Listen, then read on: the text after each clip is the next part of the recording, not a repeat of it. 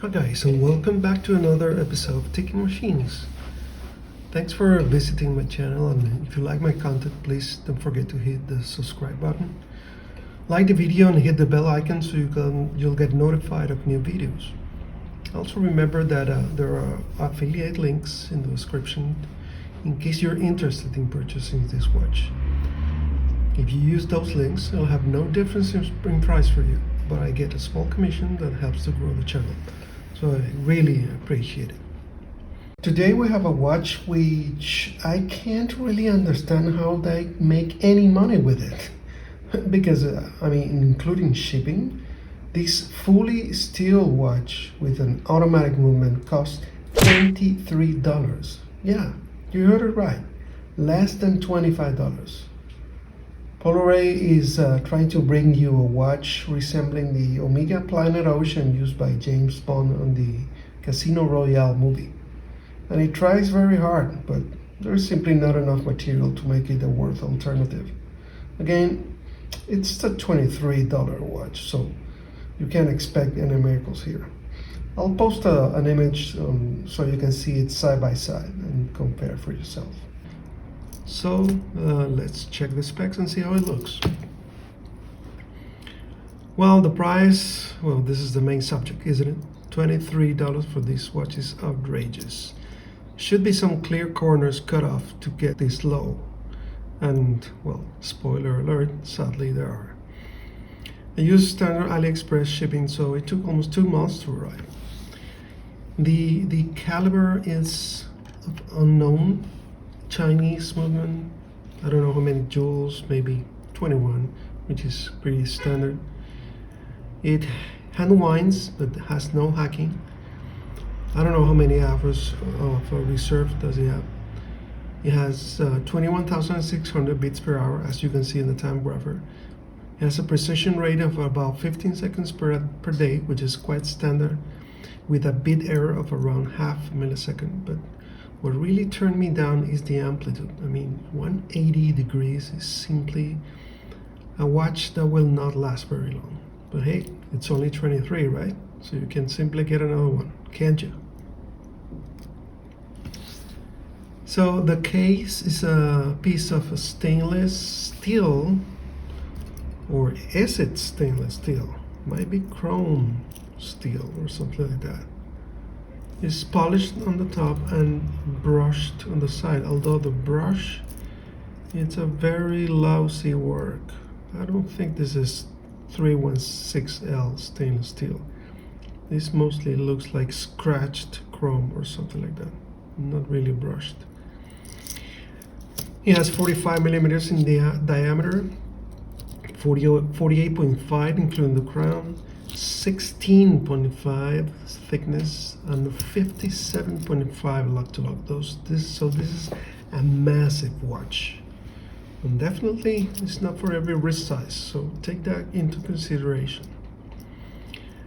It has an unsigned unscrewed crown with no crown guard, so you can't screw in this crown.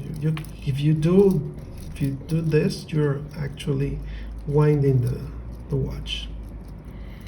It has a cosmetic second crown at 10 o'clock. This one is fixed, not like the Bliger watch that I reviewed from a few days ago, which you can unscrew this crown, but this one is fixed. I prefer it to be fixed if it's going to be something that is mainly cosmetic. It has a signed screw-in back cover. As you can see here, saying Paulareis and nothing else. It has no water resistance mentioned neither on the case back or actually is in the dial it says 600 meter, 2,000 feet. I disagree that this will be true, especially with an unscrew crown. So this is mainly just to look like the Omega Planet Ocean. The bracelet is also brushed with polished inner links, and you can see the difference in the metal just by looking at the color. I mean, this is kind of yellowish, this is kind of bluish color, so definitely it's not the same material. I think this is more steel than the case. It has 22 millimeters wide, tapering down to 19.5 and going back to 22 at the clasp. It has solid links and hollow end links, push pins. It has a signed, brushed, simple push clasp with just a side button to open it.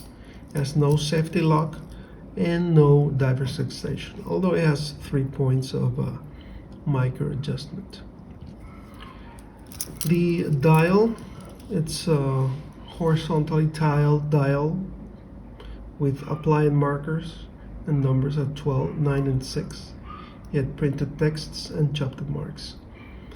The arrowhead hands had some lume on them. It has a domed mineral crystal with no AR coating. So nice crystal. It has date complication. The bezel is just 60 clicks on a directional. It has a very loose action. It's quite stiff to move. It had tons of backplay. So it's not a very good bezel, quite frankly. The lume, the only lume in this watch is on the hands and the bezel tip. That's quite disappointing, as how can you tell the time at night if you can't see the hour markers? You only see the hands and the pip. This kind of defeats the purpose of the lume. Okay, so some final comments. Well, what can I say for $23? We kind of get a usable watch, but don't expect the movement to last for too long. Here's another example of you get what you pay for. The overall build quality is lacking, so it doesn't even make a good subject for modding. The steel is harsh and uncomfortable. The dial is busy with no lume whatsoever. The bezel is unreliable, and the movement behave erratically when setting the time or winding it. I even heard that these kind of super cheap movements are not even lubricated, and that's the reason for so lousy performance on the amplitude. So is it worth to swap the movement for a better one? I don't think so. If you just want a watch to have around when dressing up and don't really care for it too much, then definitely get it. So this is it. Thanks for watching and see you on the next one.